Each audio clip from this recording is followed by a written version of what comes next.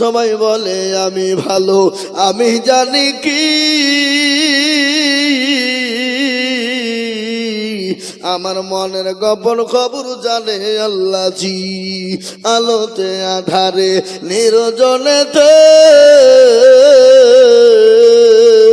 কোথা কি করেছ তুমি সব জানে সে। তোমার চোখে থেকেও যাবে না ফাঁকি, আমি জানি কি। মুসলমান গো, কেউ যেটা জানে না আল্লাহ সেটা জানে, যেটা কেউ দেখে না আল্লাহ দেখে।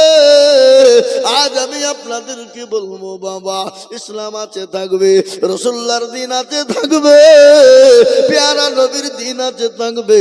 ইসলামকে কেউ মিটাতে পারবে না, কোরআনকে মিটাতে পারবে না। বলুন তো কোরআনের মালিক কে? কোরআনের মালিক বলেন আমার আল্লাহ। আল্লাহ নিজেই বললেন ইন্না নাহানু নাযালনা যিকরা ওয়া ইন্না লাহু লাহাফিজুন। আল্লাহ বললেন কোরআনের মালিক আমি আল্লাহ। পৃথিবীর জমিনে কেউ যদি কোরআনের বিরোধিতা করে, আমি আল্লাহ তাকে দুনিয়া জমিনে ধ্বংস করে দিব। আজকে ওয়াসিম সরকার আমার কোরআনকে নিয়ে গালি দেয়, আল্লাহর কোরআনকে নিয়ে কুরুচিকর মন্তব্য করে, আল্লাহ তাকে ছেড়ে দিবে না। ওই উত্তর প্রদেশের রসিম রেজা বলে একজন ছিল রে বাবা, কয়েক বছর হয়ে গেল কোরআনের 26 আয়াতকে কেটে কেটে বাদ দিয়ে সুপ্রিম কোর্টে আপনার আপিল করলো, সুপ্রিম কোর্টে কেস করে দিল, বলে কোরআনের 26টা আয়াতকে বাদ দিতে হবে। আপনার সুপ্রিম কোর্টের আইনজীবী জাজম্যান যিনি ছিলেন, কোরআন থেকে 26টা আয়াতকে বাদ দিতে চাইলো। মুসলমানরা গেলেন, উলামারা হযরতরা আলেমেরা গিয়ে বললেন ইয়া রাওয়ানা, কি করে আপনি কোরআনের আয়াত বাদ দিবেন? এটা তো মানুষের রচিত বাণী নয়, এটা তো মানুষ লিখে নাই। বলে কে লিখেছে? বলে আপনাকে চেয়ারে বসিয়েছেন কে? বলে ওপরওয়ালা। এই চেয়ারের মালিক কে? বলে ওপরওয়ালা। আসমানের মালিক কে? বলে ওপরওয়ালা। জমিনের মালিক কে? বলে ওপরওয়ালা। এই দেখো দেখেছো, এরা উঠতে বুঝতে পেরেছে যে মৌলবী এবার আদায় করবে, চলো উঠে পালায়। বুঝলিয়েছে? কি বুঝলে? মানে আমাদের ভিতরেও কিছু কিছু মতি আছে, নাই নাই? এই কথা বলেন না, আছে না নাই? আমি আপনাদেরকে বলি, ওই মুসলমানরা বললেন ওরা যিনি এই পৃথিবীটা তৈরি করতে যদি কোনো ভুল না হয়, যিনি আপনাকে চেয়ারে বসাতে কোনো ভুল না হয়, এত বড় পৃথিবীর মালিক যিনি কোনো ভুল নাই, তিনি এই কিতাব লিখেছেন, এই কিতাবের মধ্যে কি করে ভুল হতে পারে? একটু বলবেন। জাজমেন্ট বলেছিলেন ওয়াসিম রেজা, তুমি শুনে নাও, তোমার কেন তোমার বাপেরও ক্ষমতা নাই কোরআন থেকে বাদ দিয়ে একটা আয়াত বাদ দিতে পারো। তুমি সময় নষ্ট করলে, সুপ্রিম কোর্টের সময় নষ্ট করার জন্য তোমাকে 5 লক্ষ টাকা তোমার নামে জরিমানা ধার্য করা হলো। সেই ওয়াসিম রেজার অস্তিত্ব নেই, তাকে এখন কেউ চিনে না, কেউ তাকে মানে না, বাড়ির ভিতর দিকে বেরোতে পারে না। তাই আমার আল্লাহর কোরআনের সঙ্গে বেয়াদবি করবে যারা, আল্লাহ তাদেরকে দুনিয়ার জমিনে ধ্বংস করে দিবে। একবার হাতটা উঁচু করে দিয়ে বলুন না ইনশাআল্লাহ। ইনশাআল্লাহ, নারায়ে তাকবীর। আমি এদিন হাত হাতটা আমার কোরআনকে জিজ্ঞাসা করুন, কোরআন বলে দিল আল-ইয়াউমা নাখতিমু আলা আফওয়াহিহিম ওয়া তুকাল্লিমুনা আইদিহিম ওয়া তাশহাদু আরজুলুহুম বিমা কানু ইয়াকসিবুন। কিয়ামতের দিনে জবানে তালা মেরে দেবে, হাত বলবে কোন কাজে ব্যয় করেছিল, হাত বলবে মাবুদ গো। মাদ্রাসার বক্তা জিজুল বলেছিল নবীর প্রেমিক প্রেমিক কারা, কোরআনের প্রেমিক কারা, ইসলামের প্রেমিক কারা? হাতটা তুলো, তারা হাতটা তোলার কারণে জাহান্নামটা হারাম হয়ে যাবে, জান্নাতটা ওয়াজিব হয়ে যাবে। জাহান্নাম বড় কঠিন রে বাবা। ওই আপনার আমার জন্য দুঃখিনী মা কবরে চলে গেছে, কখন চলে যাব আমরা? জীবনের কোনো গ্যারান্টি নাই, জানের কোনো গ্যারান্টি নাই, মানের কোনো গ্যারান্টি নাই। তাই এই কোরআনকে বাঁচানোর জন্য আমি আপনাদের কাছে একটু হাত পেতে দিব বাপ গো। কত টাকা কত দিকে নষ্ট হয়ে যায়, বিবি বাচ্চা ছেলে মেয়ের পিছনে নষ্ট হয়, আত্মীয় স্বজন ডাক্তারের পিছনে নষ্ট হয়ে যায়। আমার আল্লাহর কোরআনকে হেফাজতের জন্য আমি আপনাদের কাছে একটু হাত পেতে দিব। আমি আজিজুল হক সারা পশ্চিম বাংলা, নয় আসাম, ত্রিপুরা, মেঘালয়, মণিপুর, উড়িষ্যা, বিহার, ঝাড়খণ্ড, পশ্চিম বাংলা, বাংলাদেশের মাটি পর্যন্ত লক্ষ লক্ষ টাকা করে বলি, আজ আমি লক্ষ লক্ষ টাকা চাইব না। আজ এই সরবপুরের মাটিতে আমার আল্লাহর কোরআনকে বাঁচানোর জন্য বলে হুজুর আমার কাছে জান আছে কিন্তু মাল না, ও হুজুর আমি পরে অল্প অল্প করে দিয়ে শোধ করে দিব। তাই আমি মাত্র একবার ডাক দিব না রে তকবীর বলে, মাত্র 10,000 করে টাকা আমি একবার তকবীর দিব। সঙ্গে সঙ্গে হাতটা তুলে বলবেন হুজুর গো, বহু টাকা বহু দিকে চলে গেছে, বিবি বাচ্চার পিছনে চলে গেছে, ছেলে মেয়ের পিছনে চলে গেছে, আত্মীয় স্বজনের পিছনে চলে গেছে, ডাক্তারের পিছনে চলে গেছে।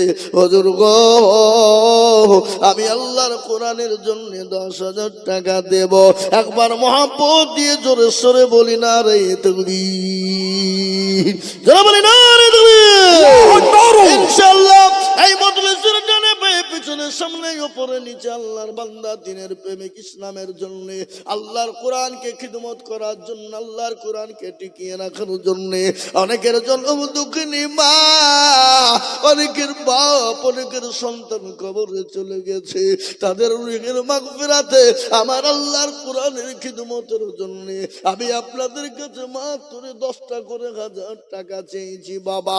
এই মজলিসের ভিতরে ডানে বাঁয়ে পিছনে সামনে উপরে একটু হাতটা তুলে দিয়ে বলবেন হুজুর গো, আমার কাছে জান আছে মাল নাই, ও হুজুর আমি আল্লাহর কোরআনের জন্য পরে অল্প অল্প করে দিয়ে দেব। তাই সর্বপ্রথম 10,000 টাকার দাতা ইনশাআল্লাহ আজকে সরবপুরের মাটিতে ইনশাআল্লাহ আল্লাহর কোরআনের মহব্বতে, আল্লাহর কোরআনকে টিকিয়ে রাখার জন্য ইনশাআল্লাহ সর্বপ্রথম একজন দরদি ডানে বাঁয়ে পিছনে সামনে উপরে নিচে, বাপজি, ভাই, মা, খালা, বোন, শোনা সকলকে বলবো মাত্র 10,000 টাকা দিয়ে আল্লাহর কোরআনের জন্য হাতটা উঁচু করে দেব। একজন দরদি একটু হাত তুলে দিয়ে বলুন ইনশাআল্লাহ। জি, এমন কোন আল্লাহর বান্দা নাই, এমন কোন নবীর প্রেমিক নাই, এমন কোন কোরআনের খিদমতের জন্য, কোরআনের মহব্বতে এ সরবনগরের মাটিতে এ দরদি গো এমন কোন আল্লাহওয়ালা হবে না। সর্বপ্রথম 10,000 টাকা দিয়ে আমার আল্লাহর কোরআনের খিদমতের জন্য একটু হাতটা উঁচু করে দিয়ে বলুন না ইনশাআল্লাহ। মাস্টার, ডাক্তার, ব্যবসায়িক, জমিদার, পয়সাওয়ালা, গাড়িওয়ালা, বাড়িওয়ালা, আল্লাহওয়ালা, দিনওয়ালা, ইমানওয়ালা, কলমাওয়ালা একজন দরদিকে বলবো বাবা, এ আল্লাহর গোলাম, আল্লাহ রাস্তায় দিলে কোনোদিন কমে যাবে না, আল্লাহ রাস্তায় দিলে আল্লাহ বাড়িয়ে দিবে, কমে যাবে না। তার আমি প্রমাণ আপনাদেরকে একটু দিয়ে দিই বাবা। মুর্শিদাবাদের মাটিতে, মুর্শিদাবাদের মাটিতে একটা মসজিদ হবে বলে ঘোষণা হয়ে গেল। কেউ বলছে 80 কোটি দিব, কেউ বলে 1 কোটি দিব, কেউ বলে 1 লাখ, কেউ বলে 2 লাখ, কেউ বলে 10 লাখ, কেউ বলে 20 লাখ, কেউ বলে 50 লাখ, কেউ বলে 100 গাড়ি ইট, কেউ বলে 200 কুইন্টাল রড, কেউ বলে 1000 সিমেন্ট দিব। ওই মুসলমান, এটা হলো মুসলমানদের আবেগ, এটা হলো মুসলমানদের দিল, এটা হলো মুসলমানদের অন্তর। এ বাবা, আল্লাহ রাস্তায় দিলে কোনোদিন কমে যায় না, আল্লাহ রাস্তায় যত দিব গো আমার আল্লাহ এর বদলায় আল্লাহ মাল বাড়িয়ে দেবে।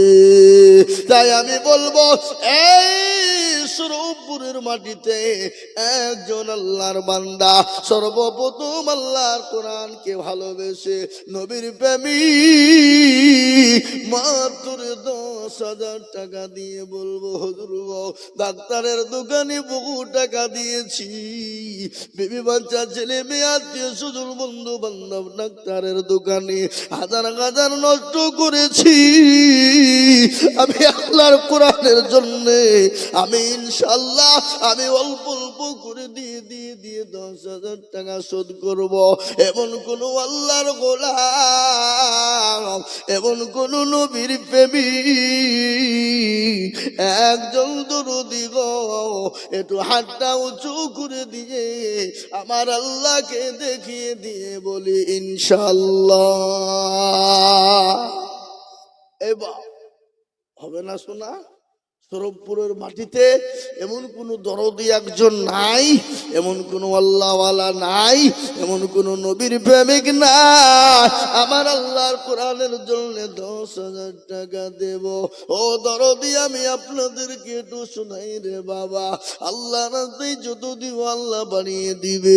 আজকে আপনার জন্ম দুঃখিনী গর্ভধারিণী মা, আপনার মা জননী, যে মা নামাজ নদিন আপনাকে গর্বে করে নিয়ে বেড়ালো, যে মা নামাজ নদিন রাত্রি ঘুমায় না, যে মা রাত্রিতে বসতে পারে না, খেতে পারে না, শুতে পারে না, যে মা একটা দিন মানে 1 বছরের সমতুল্য, যে মা রাত্রিটা মানে 1 বছর রাত্রির সমতুল্য, ওই মা যখন নামাজ নদিন হয়ে যায়, গর্ভধারিণী মা স্বামীকে ডেকে বলেন, স্বামী গো আমি আপনার সঙ্গে যদি কোনো রকম কোনো বেয়াদবি করি আপনি আমাকে আল্লাহ রাস্তায় ক্ষমা করবেন, মাফ করে দিবেন। স্বামী গো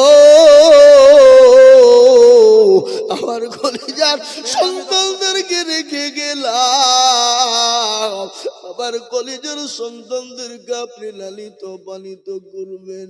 ওই মা যখন অপারেশন থিয়েটারে চলে যায়, মায়ের শরীরটা শুকিয়ে যায়, মায়ের সামনে যদি সমুদ্রের পানিটা এনে দেওয়া হয়, ওই মা মনে হয় সমুদ্রের পানিকে শেষ করে ফেলবে, তার শরীরটা তত্তর করে কাঁপে। বিজ্ঞানিকরা বলে ওই মা যখন সন্তান ভূমিতে সময় হয়, ওই কলিজাতে সন্তান এত জোরে লাথি দেয়, এত জোরে লাথি দেয়, কলিজা পেটে মায়ের শরীর দিয়ে রক্তর ভূমকারি ছুটে রে বাবা, কেজি কেজি বাল্টি বাল্টি রক্ত ঝরে। বিজ্ঞানী বলেছেন ওই কলিজায় যদি কোন পুরুষের মারা হতো, পুরুষ সঙ্গে সঙ্গে কলিজা পেটে মারা যেত রে বাবা। ওই মা যখন সন্তানের চেহারা কাল দেখে, সঙ্গে সঙ্গে মা নামাজ নদিনের যন্ত্রণা, সমস্ত রক্ত বেদনা মা পানির মতো আপনার পানি হয়ে যায়। ওই মা যাদের দুনিয়া জমিনে অসুস্থ হয়ে আছে, ওই মা যাদের কবরে চলে গেছে, ওই মায়ের নামে এমন গুরু দরুদের বেটা নাই।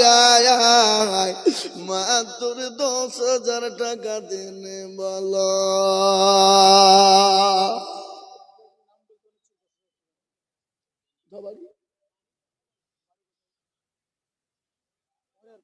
हरिहर पाड़ा ओ सरोपुरेर लोग, ये लज्जा की बात है, इस शर्म आने चाहिए। हरिहर पाड़ा থেকে এসে বলে হুজুর আমি ইনশাআল্লাহ 10,000 টাকা দিব আল্লাহর কোরআনের মহব্বতে। ওগো সরেপুরের মুসলমান, যে দেশে কোরআনের মাদ্রাসা থাকে, যেখানে কোরআনের তালিম হয়, আল্লাহর রহমত তাদের উপর বর্ষণ হয়। এ দেখেন দেখেন উঠতে দেখেন, এই আপনারা উঠছেন কেন, কি কাজ? আল্লাহর নবীর দলে কিছু দল থাকতো বুঝলেন, কখনো বলতে ইয়া রাসূলুল্লাহ আপনার দলে, আবার ওখান থেকে বেরিয়ে যে আবু জেহেলকে বলতে না মোহাম্মদের কাছে ইয়ার কি করতে গেছো, আসলে আপনার দলে। আল্লাহ বলেন নবী আপনি চিনেন না, যাদেরকে বন্ধু মনে করেন ওরা বন্ধু নয়, ওরা হলো পাকা মুনাফিক।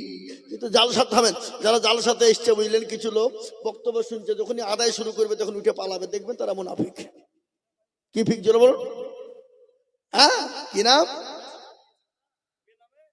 সুবহানাল্লাহ, জোরে বলি না রে তুমি। বলে না এই তাকবীর। বেনামিতে দুটো 10,000 হয়ে যাবে। যে আল্লাহু আকবার হাতটা দিলে দোয়া করবো, বাপ এক্ষুনি দোয়া করবো, কিন্তু আর একটা 10,000। 3 নম্বরে নবী বললেন মান তামাসসাকা বিসুন্নাতি ইন্না ফাসাদি উম্মতি ফালাহু আজরুন মিয়াতিন শাহীদিন। নবী আমার বলে গেলেন ফিতনার জামানায় যারা নবীর একটা সুন্নতকে জিন্দা করে দিবে তার আমলনামায় আল্লাহ 100 শহীদের মর্যাদা দিয়ে দেবে।